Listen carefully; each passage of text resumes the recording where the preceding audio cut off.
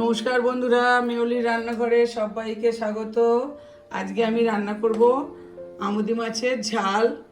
এখন শীত পড়েছে, পেঁয়াজ কালি দিয়ে আর আমুদি মাছের ঝাল তৈরি করব। আমি প্রথমে একটু হলুদ মেখে নিয়ে মাছটা ভেজে নেব, নুন দেব না। আমুদি মাছের নুন দিলে মাছটা আরও নুন হয়ে যায়, কেন এটা নুন দেওয়া থাকে, ওই জন্য আমি মাছটাতে নুন দেবো না, শুধু হলুদ দিয়ে মাছটা ভেজে নেবো। আমি ফ্রাইং প্যানটা গরম করতে দিয়েছি, দিয়ে তেল দিচ্ছি। ফ্রাইং প্যানটা গরম হলে আগে আমি মাছটা ভেজে নেব। তেলটা গরম হয়ে গেছে, আমি তেলে একটু অল্প নুন দিয়ে দেবো যাতে মাছটা না লেগে যায়।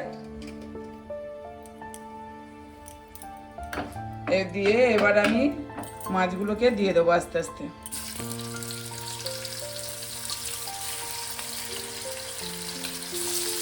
সব মাছগুলো আমার একেবারে হবে না, আমি অর্ধেক করে ভেজে তুলে নেব।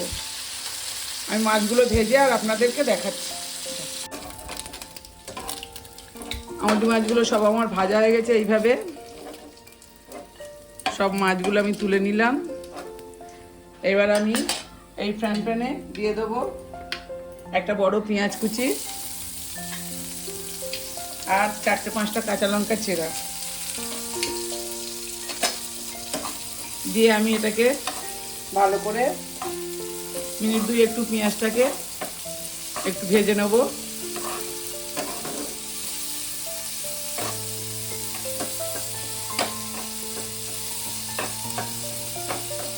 পেঁয়াজে একটু লবণ দিয়ে দেবো।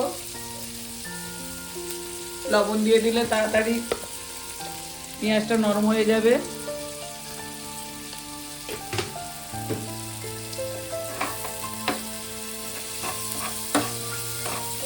দিয়ে মিনিট 2 আমি এইভাবে নেড়ে পেঁয়াজটাকে একটু ভেজে নেব।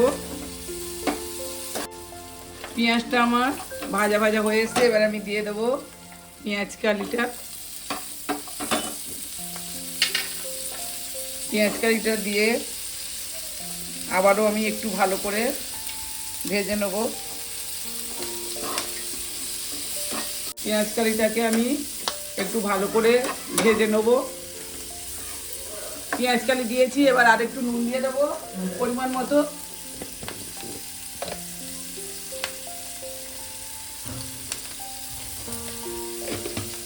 নুন দিয়ে দিয়েছি, দিয়ে দেবো একটু লঙ্কার গুঁড়ো হাফ চামচের একটু বেশি দিলাম। দিয়ে দেবো একটু জিরের গুঁড়ো হাফ চামচ, দেবো একটু ধনের গুঁড়ো হাফ চামচ দিলাম। এবার হলুদ দেবো,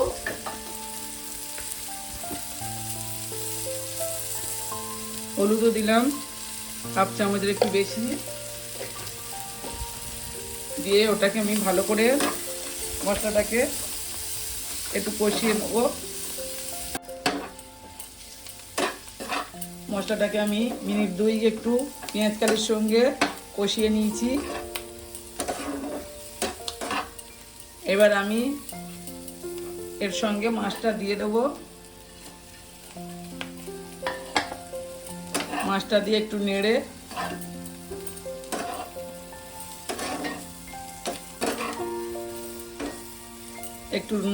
আর জল দিয়ে দেবো এবার আমি পরিমাণ মতো।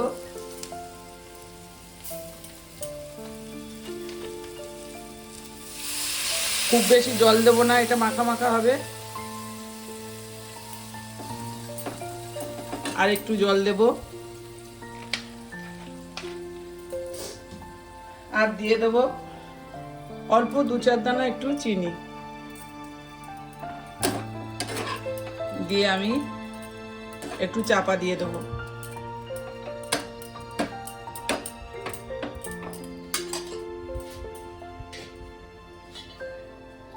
চাপা দিয়ে আমি মিনিট 3-4 হতে দেবো। মিনিট 4 পরে আমি ঢাকাটা খুলে দেখাচ্ছি। দেখুন এরকম মাখা মাখা হবে, কত সুন্দর হয়েছে। এবার আমি এতে একটু ধনেপাতা দিয়ে আর নাবিয়ে নেব। ধনেপাতাটা দিয়ে একটু আমি নেড়ে আপনারা এইভাবে একবার আমুদি মাছ পেঁয়াজকালি দিয়ে করে খেয়ে দেখবেন, খুবই খেতে টেস্টি হয়। আর যদি আপনাদের এই রান্নাটা ভালো লাগে একটা লাইক কমেন্ট শেয়ার করে দেবেন, নতুন বন্ধুরা সাবস্ক্রাইব করে পাশে থাকবেন। এবার আমি গ্যাসটাকে নিভিয়ে আমি তরকারিটা ঢেলে নেব।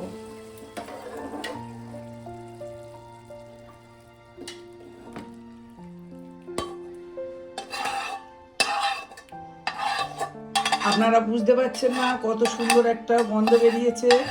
আপনারা রান্না করলে তারপরে জানতে পারবেন যে কত সুন্দর এটা খেতে হয় আর কত সুন্দর একটা গন্ধ বেরায়।